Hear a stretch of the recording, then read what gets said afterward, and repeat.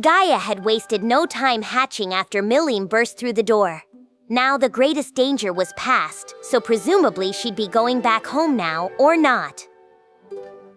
Right! Time for us to head out on an adventure with Gaia! I was expecting she'd say that, so I had my answer preloaded. Out loud, I asked, "Isn't Frey worried about you?" As Milim's sort of guardian, Frey was bound to have a word or two to say about her frolicking around the countryside without her permission. If Gaia was still incubating, that was one thing, but now that the birth went off without a hitch, Milim no doubt had a pile of work waiting for her. Whoa! No need to worry! No need to worry? Rimuru attacked Milim with concerned advice. But Milim parried the strike. I kid. But hey, if she says so, I'm not gonna refute her. I had been pretty busy recently cleaning things up post-Marable. Only now had I regained a little me time. Maybe we should all go out and have some fun for a change. Milim flashed me a smug grin. Besides, it's exactly what she needs. Dragons are apex predators, so she'll only eat monsters she catches herself even as a baby. I gotta teach her how to hunt. Dragons, she said, didn't starve that easily. In fact, as long as Gaia had ready access to water and magicules, that was enough to live on. But it wasn't enough to grow on. If we wanted her to be big and strong, she needed exercise in the form of battle and good food in the form of slain monsters. Hence, Milim explained the need for a thrilling adventure right now. To me, it looked like she just wanted to play hooky from Frey again, but in her own way, maybe she was thinking pretty deeply about this. I said, "All right, in that case, I know the perfect spot." Oh? The labyrinth, right? I grinned. You guessed it. And in another minute, we kicked off Operation Get Gaia Big and Strong. But first, we needed some help. I decided to tap Veldora and Ramiris, reassembling the old gang for another labyrinth challenge. With Gaia among us, we now had a party of 5, and even though she was still a newborn, she'd be safe in the dungeon, or at least much more so than the outside world where God knows what could be waiting for her. Quahaha. We're all busy right now, but of course we'll do you a favor. Feel free to tap upon all my powers. Yes, now that we're here, you've got nothing to worry about. Put your mind at ease. Gaia's in our hands now. I was suddenly very concerned. No, it's all right, I told myself. Just trust them. Veldora and Ramiris had matured after all. They could factor people besides themselves into their decisions. And even Milim understood that this was education for Gaia, not playtime. I doubted she'd let herself run too wild. Out loud, I called, "All right, let's go." With my shout, we all possessed our avatars simultaneously, and our adventure began. Job 1 was to power level Gaia. It was Veldora, Ramiris, Milim, and me, with the flight-capable Gaia behind us. As a dragon, in fact formerly a chaos dragon who could have destroyed the world, she couldn't have been a wimp, and she didn't disappoint. After just a few battles, she had already begun grasping the general idea, spewing wide-range breath attacks at whole groups of foes. Her chaotic breath was a thick, concentrated miasma tinged with a curse that corroded every type of matter. It was close to rot, part of Beelzebub's arsenal in effect, and it was easily strong enough to keep base-level monsters at bay. Gaia also bore the earth element within her. This ability, writ into her soul, made it possible to control gravity. If the Chaos Dragon released from that seal earlier had any sort of intelligence left, I shuddered to think about it. There'd be chaotic breath and gravity fields that weighed on you like boulders all over the joint. The fallout would have been far, far worse. But that's in the past. Now Gaia was Milim's cute little pet and our erstwhile companion, nothing to be afraid of. Then a blood boar appeared, a B-ranked monster with powerful kicks who lurked around floor 30 and below. Its head and shoulders were protected with hard bone and muscle, its outer hide thicker than steel. It was nearly 7 feet long, but it could still headbutt you at speeds up to 30 miles an hour. Nothing to trifle with. Run into one in a long, straight corridor, and you'd be up the creek with no easy escape. But even someone that dangerous was no foe of ours. Gaia promptly broke out her gravitational magic, slowing the blood boar's charge down. Not missing the opportunity, Milim's single swipe hit at a weak point, felling the beast. The blood boar got its name because its mane was dyed red with its foe's blood. But now it was a kind of staple food for Gaia. It was a pretty good achievement for day one, and I looked forward to her future growth. We were now a perfect team. Gaia had a skill called Gravity Field that potentially reduced the effects of physical attacks. Deploying one alongside my magic barrier gave us a good debuff for any magic attacks as well. We developed a few team moves like this over the next few days, and before long, Gaia became the keystone to our party battles. After that, between on-the-field battle practice and Gaia feeding, we had made it down to floor 49. Awaiting us was Bovix, the boss that gave us so much unexpected trouble last time. Quahaha! Bovix better prepare to be flattened. Yep. I'll barely even have to lift a finger. Ah-ha-ha-ha-ha-ha! Now I'm getting pumped up! Behind them, Gaia let out an eager "Quee!" They were all really into it. What? Wasn't I too? Don't be ridiculous. We're all pitching in for Gaia's sake, remember? But, maybe a little.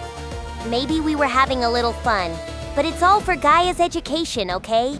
It was with that lofty cause in mind that we left the labyrinth after another day of hard work. Looks like you're having fun. Waiting at the door was the spine-freezing sight of Frey, with a friendly smile and a couple bulging veins on her forehead. Yeah. Frey? Wait! No, I can explain all this! I didn't think it was the first time I heard that line. I wonder why. And I had a feeling the rest of this conversation would seem awfully familiar, too. You promised me you'd come home after Gaia was born, didn't you? No! Gaia needs me! Yes, I know she does. But is that a good reason to break your promise? But her training... And just like Gaia, you yourself need some training of your own. Wouldn't you agree? Milim froze, speechless. She got her. It was just beyond Milim's ability to out-debate Frey. No matter how willful and self-indulgent she was, Milim couldn't beat her. And I had no intention of grabbing that tiger by the tail either. Who'd ever want to get caught up in that? I mean, all Frey's giving her is the cold, hard truth. Milim wound up resorting to whining and carrying on in the end, but it was all fruitless against the iron wall of Frey's smile as she dragged her away. Which, well, it was Milim's fault this time too, so what could I say?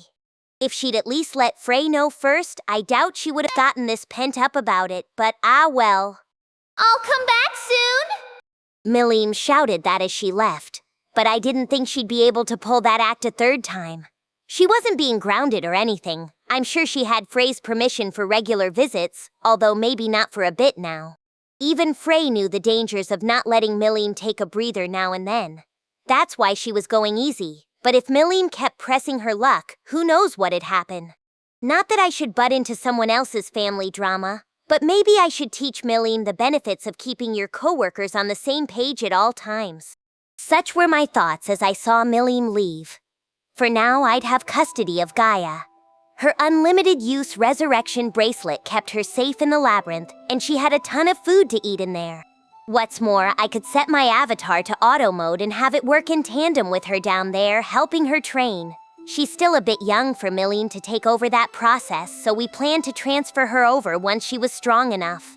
I thus had a new labyrinth companion. By the way, I had no way of knowing this, but our party of 5 wandering the halls was becoming feared as a unique set of bosses.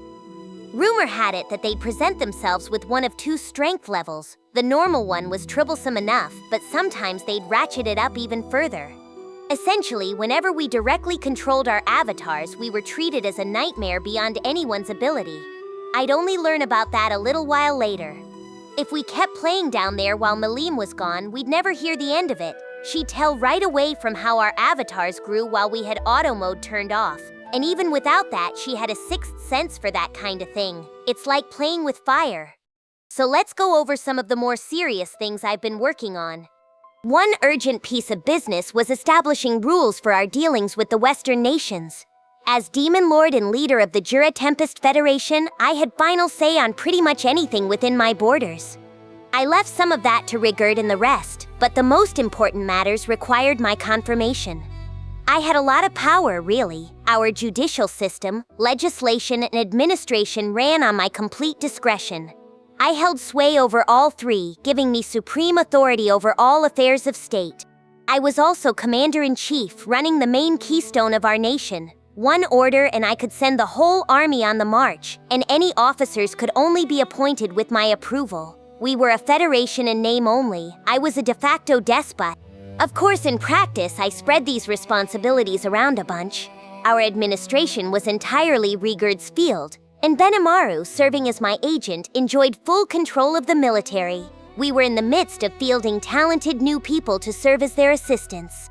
Meanwhile, Rigurd had been studying the concept of a three-branch government. Rugurd, Rigurd, and Rugurd, all former goblin elders, each held the top position in our judicial, legislative, and administrative branches respectively. But there was a problem. The whole idea of a three-branch system was that every branch had checks and balances over the other. The legislative setup of Japan was no exception, but in our case, the border between legislative and administrative was far too vague, and I had no idea what to do about it. For one thing, we needed to establish an actual legislature.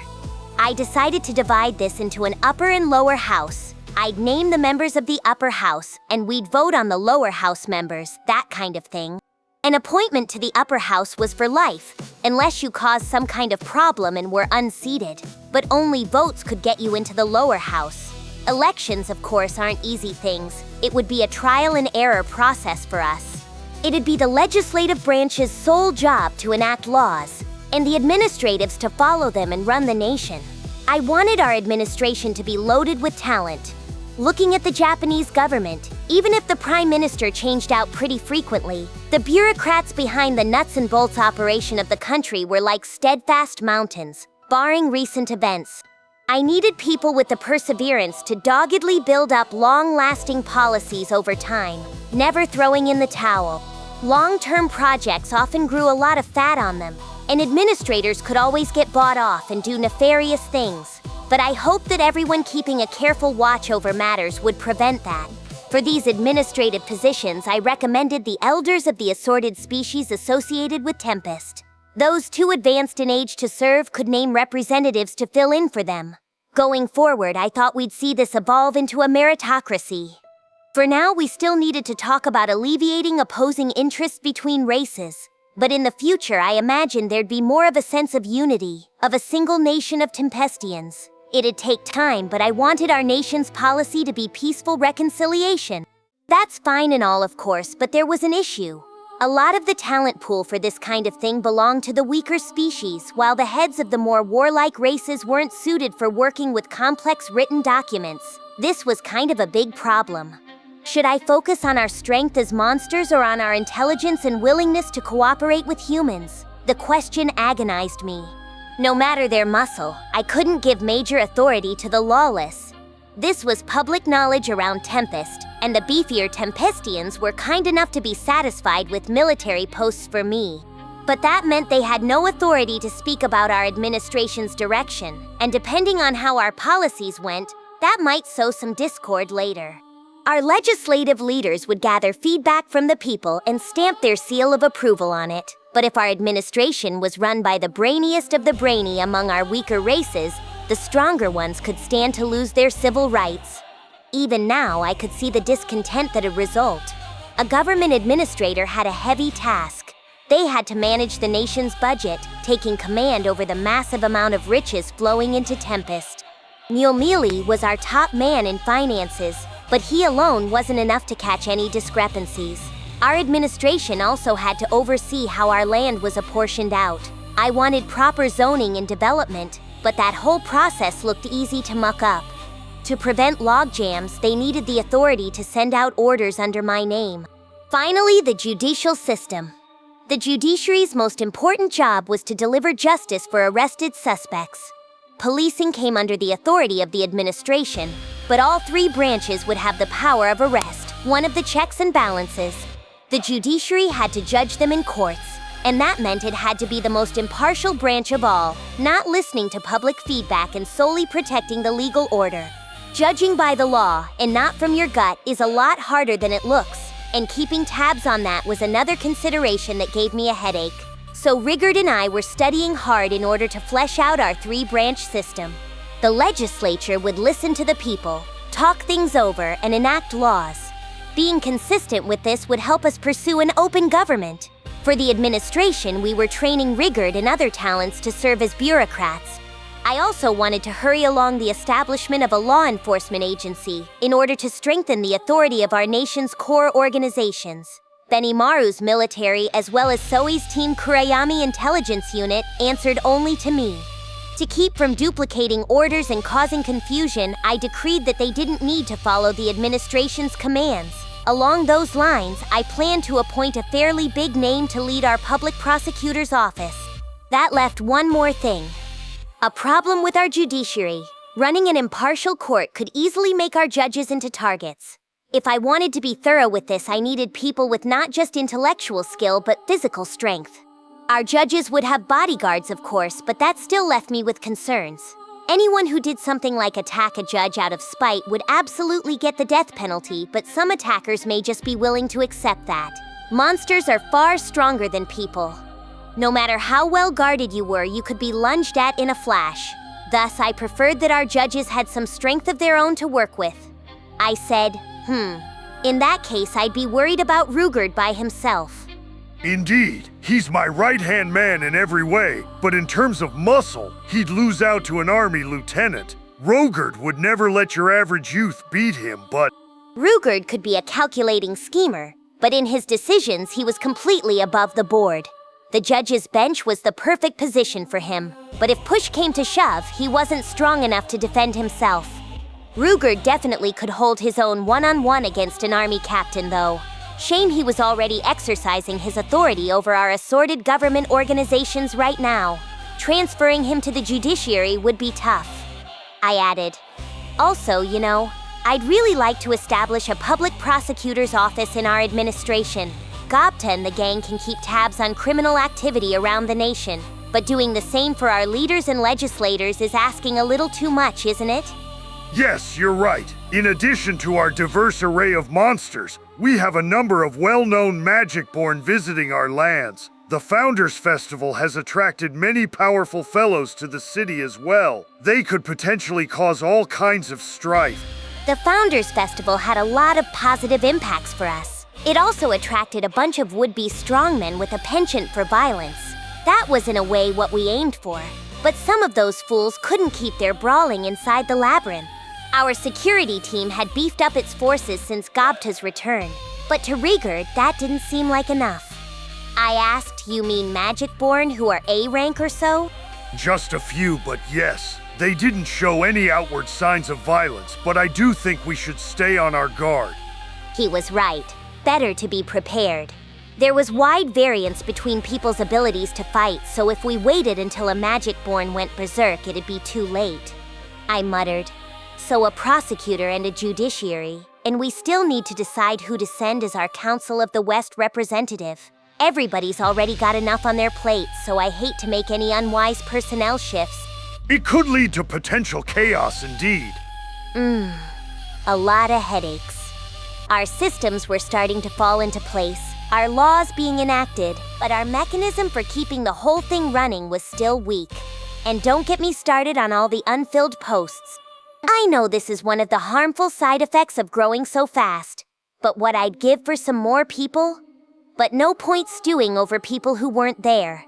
I needed a change of pace, so I decided to make a couple field trips to our worksites. Geld's construction of a new capital for the former Beast Kingdom of Eurazania was proceeding smoothly. All the foundational work was already done, the stakes driven into the bedrock, the magically reinforced concrete kept in place by rebar and steel frames, and seeing it was awe-inspiring. Magic-infused solid rock provided more merits than simply being sturdier. It emitted its own wavelength of magical force, allowing it to repel lower-level magic. You couldn't transport it with gravity reduction spells, which was a disadvantage, but that merit still made it worth the trouble.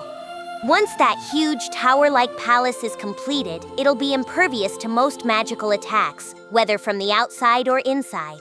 On the site, I could see gigantic blocks of cut-out and polished magical rock, several hundred times harder than concrete, lined up in rows. In the middle, supported by this foundation, was a support column that thrust into the heavens, blocks were suspended from it to construct the outer walls. The scale was so gigantic that even this column struck a dizzying presence. People darted around like ants. Everything looked out of scale, proving just how massive this structure was. Well, hello, Sir Rimuru. Thank you so much for coming. Geld ran up to me, grinning as he greeted me. I had used Dominate Space to transport myself here, not wanting to get in the way of things, but Geld must have noticed me anyway. I told him, "Hey Geld, long time no see. I'm glad to see everything's going well." Ha ha ha, thank you very much. I'm sure everyone will be delighted to hear that from you. His cheerful laughter echoed across the site, much to my relief. He wouldn't be acting that way if things were awry. You can only enjoy your job if you're working in a bright, happy atmosphere. I said, "No, I mean it. This is better work than I imagined. It almost feels like you'll be done early, doesn't it?" Yes, and I can only think it's because we've all opened up to each other. As Geld explained, he had been thinking for a while after our previous discussion. He took his thoughts to the POW Magicborn, going around and listening to their complaints and grumbling. If someone just doesn't care, then nothing you can say will reach their heart. Geld wasn't the type to rule by force. Instead, he started by learning everyone else's thoughts. A lot of them feared their future treatment. Given how they openly warred against you, Sir Rimuru, they worried they'd all be done in once construction was completed. I said, "Huh? There's no way I'd do that." Of course not. We all know you're not that sort of cold-hearted demon lord. But they are new to all this, and they didn't know your nature, so I imagine they still had their concerns. So I told them all about my own experiences. To be exact, he told them about my battle against the Orc Lord and what became of the Orcish armies under him. The Magicborn seemed only half ready to believe it, but there were many high orcs on the construction team, and they all backed up Geld's story, helping ease any doubts. Some of them said you were being too much of a pushover, Sir Rimuru. So I said to them, "So what? If you can't even defeat me in battle, how are you going to rebel against a demon lord?" That quieted them all down. Geld grinned. If this were Xion or Diablo, they might have blown their top and brutally murdered any Magicborn who said that. Again, it showed me just how broad-minded Geld was. So he had managed to open the hearts of our former POWs. Once a week, he said, he rewarded their efforts with wine and a tasty spread. Now they were cooperating as one, all smitten by Geld's sheer manliness. They really felt like they were being useful, which was the biggest thing of all. If they thought their work wasn't being recognized, it'd kill their self-esteem. Hard work not only freed them from being prisoners, it also showed them the joy of a job well done. It should be obvious, but this was far more efficient than any kind of forced labor. So the higher-level Magicborn's cooperation was providing us with a huge boost. With the increased labor force, we no longer had staff shortages. Work started to just hum along, and so construction was going faster than I expected. Compared with a building job in my old world, the pace was kind of frightening. In fact, there really was no comparison. All this with no heavy machinery driven by elbow grease alone. It really made you take a step back. But then again, one look at the worksite quelled all questions. Common sense never applied to Magicborn. Some could take weights of several tons and just heft them on their shoulders all by themselves. Any scrap material or rock could be pulverized with a single fist. Flight was a given with these guys, so safety at lofty heights was never a concern. Any regulations drafted with humans in mind simply didn't apply. I just had to nod, in awe, and accept it. No wonder this was going so fast. And this wasn't the only building site. In war, deploying in multiple directions at once is usually ill-advised, but not with construction. We decided that a multi-tiered plan that followed a certain order would be more efficient. It'd train our combat engineers as well, so I left teams of crewmen to our commanders, assigning them areas to cover. To be exact, we now had 4 distinct construction departments, one in Dwargen, one in Inglesia, one in Eurazania, and one in Thalion. In Dwargen, we already had a complete highway in place. The inns serving it were finished. The roads widened to allow for a dedicated Magitrain rail line. We were even hiring adventurers as day laborers. Wherever work's available, people come soon after, so things were pretty busy over there. Next, Inglesia. Things here were about the same as Dwargen. We had built the highway there on the wider side as well, so rails were being laid down. That work would be completed soon. Construction over on Eurazania came last. We were expanding the highway right now, taking care to preserve the local ecosystem as we did. Any trees cut down during construction were slated for use in the building of the new capital, so we were fine-tuning our transport logistics. Thalion, meanwhile, was slow going. We had to start by clearing out forest land, so we were experiencing more delays than I thought. I'd assigned high orcs to handle this task as they were capable of carrying things around via their stomachs. The high orcs were the most skillful group for this, so simply making a road wasn't a problem. However, they also had to transport the trees they felled, and that required labor. Once things wrapped up in Eurazania, we planned to shuttle the staff over to Thalion to help out.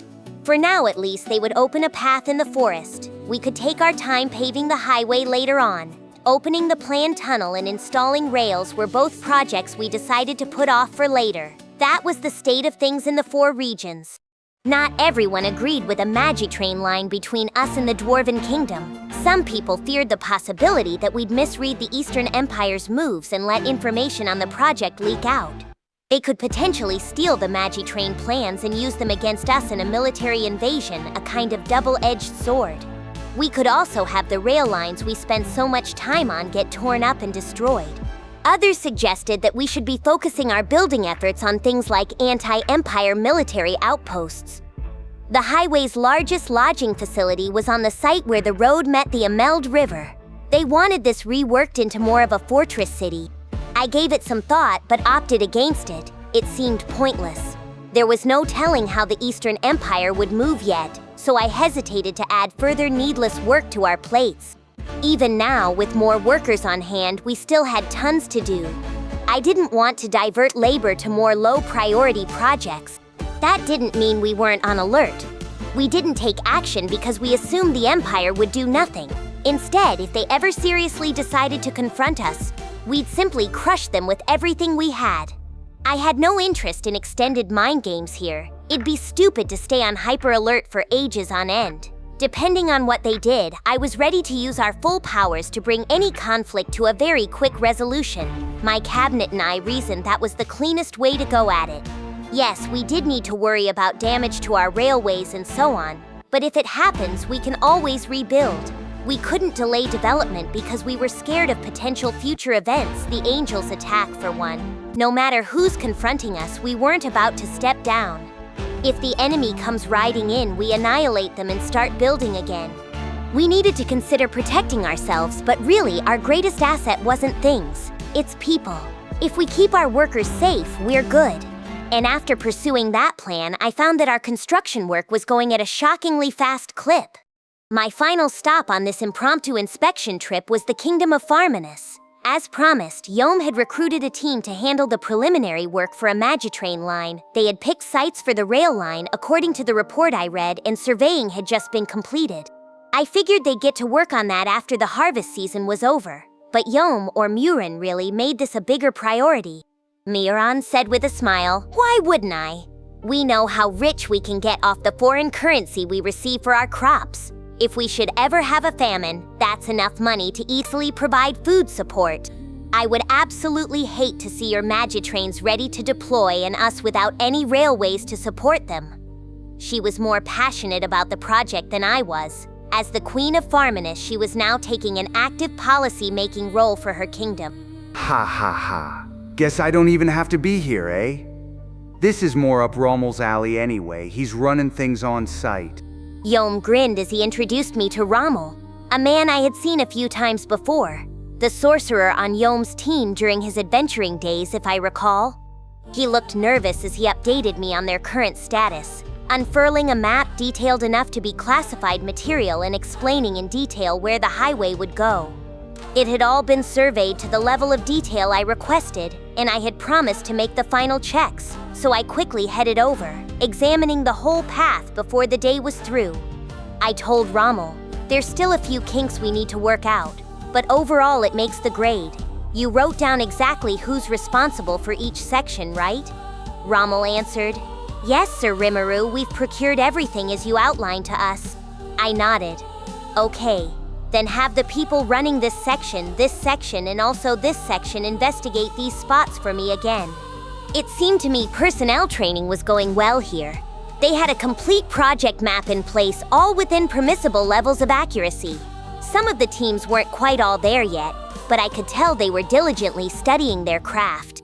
If they could look things over one more time, I was sure they'd recognize their own mistakes. A bit of tough love maybe, but I couldn't get lazy here. Maybe we'd have computer precision if I did everything, but that'd be meaningless. I wanted them to earn the achievement of doing this themselves. It'd help raise the next generation of engineers. At this rate, I didn't think the fixes would take much time. We could likely push construction up a bit. I'd probably need to ask Kaijin soon to get our automatic magical generators ready for them. These generators were real impressive, all but guaranteeing the safety of travelers on the highway to Blumund. Since they operated as stone slabs reacting to magicules, they served as guideposts for the highway as well. Tempest's visitors liked them a lot, as did our soldiers who ran the highway patrol. The magicule count around Farminus wasn't as high as the Forest of Jura, but we planned to put the generators in regardless. Yom and his court gave us a warm welcome that day. I gotta love how you're still swaggering around by yourself everywhere. Doing whatever you want, huh, pal? I'm jealous. The drunken Yom seemed pretty serious about that, but he misread me. I wasn't alone. Out loud, I said, "I've got Ranga with me actually." From out behind my shadow, Ranga popped his face out and answered at once. "You called, Master?" Whoa, you were there? You startled me. Edgar said with courtly gravity. I'm sure he did. I doubt many people could hope to lay a finger on a demon lord, but it is the duty of any humble servant to be concerned for his master's safety. It is true for me as well, my liege, and I hope you will consider acting more like the king you are. Yeah, sure, Edgar. You know I'm gonna be free of this job once you're grown enough, right? Edgar was the son of Ramiris, the previous king. He seemed intelligent enough, and I certainly couldn't doubt his lineage. Yom apparently still felt a little like he usurped the throne of his own country, so he was keen on naming someone from the mainline royal family as his crown prince. Edgar protested, "Don't be silly, your majesty. You know Queen Mjurran is with child, and it is only natural that they will inherit the throne next. And it is my humble dream to serve this new ruler someday, so please refrain from any statements that could be interpreted as encouraging a succession battle." It sounded like Edgar had no interest in being king, but suddenly I wasn't so concerned about that. I blurted out, "Whoa, wait a second, did you just drop some big news on me?" I was about to give Ranga a big meaty bone when my hand stopped. Queen Mjurran was with child? Yes, it was pretty simple for a human and a high-level magic born to produce offspring, but Edgar began with a roll of the eyes. "Your Majesty, after everything Sir Rimuru has done for you, you still haven't informed him of the pregnancy?" Oh, but I was too embarrassed. Mjurran admitted. And it seemed awkward for me to break the news, so... Those two really were made for each other. But didn't monsters and magic-born get weaker upon giving birth? Would Mjurran be okay? Mjurran briskly replied, "That won't be a problem. I was originally human after all, and I may weaken, yes, but at this point in my life, strength means little. I'll retain all my magic and knowledge, so it will hardly be much of a hindrance." And by the way, that Grusis still ain't recovered from the news. Guess it was too much of a shock for the guy. I was wondering why I hadn't seen him at all. But hey, there's plenty of fish in the sea, you know? Not that it was for me to comment on anyway. There's never really been a significant other in my life. It was something Grusith was gonna have to tackle himself. I said, well, my condolences to him. Are your Night Corps doing okay despite that? Diablo had managed to tame the bloodthirsty rebel forces of the past. I didn't think there was much to worry about, but if their captain was in that state of affairs, it gave me pause. It's going fine. His pals are still around, and I tell you, Razen's really pulling his weight too. Living legend is right, I guess. He's constantly impressing me. Oh, right. Razen was here. Diablo had made a servant out of him, but it sounded like he was working hard in Farminus. Of course, Diablo's unique skill, Tempter, had forged a mortal contract between the two of them, so a betrayal from him was out of the question. Edgar's eyes shone like the boy he was as he said, yes, and Sir Razen still got the energy to go around the country, inspecting and observing matters. He contacts us magically on regular occasions, and if the weeds of unrest ever show themselves, he immediately uproots them for us. It sounded like Razen was pretty popular in Farminus. To me, who had mostly just heard about him, I thought Razen did some pretty inhumane things. But when it came to protecting his nation, he was absolutely the man to count on. I saw no need to dredge up past issues, so I listened to Edgar describe him. It was interesting hearing about things from someone else's perspective. The winners write the history books, as they say, and the losers come out with nothing. To the citizens of Farminus, though, King Ramiris and Razen were the good guys. If I had lost the battle against the Farminus forces, right now I'd be touted as a fiendish warlord leading an apocalyptic horde of monsters. I didn't want to look down on anyone, but that's the kind of freedom winning got you. Along those lines, the new nation Yom established could be classified as a pretty big success. The more talented people in office beforehand were still maintaining their roles, keeping the nation well administrated and discontent at a minimum. They were also controlling the media to keep us from gaining a bad reputation, and Tempest was now seen as a friendly partner. At this rate, any prejudice against monsters was bound to dissipate over time. Diablo's talents really shone here, I think. He gave me pretty much the exact results I wanted. I guess he's just that good at reading people. So everything was going according to plan. That gladdened me, and I rounded out the night talking merrily with Yom and everyone else. Route confirmed. The next episode and full playlist are ready. Then don't stop here. Keep watching in story order and subscribe before the next part drops.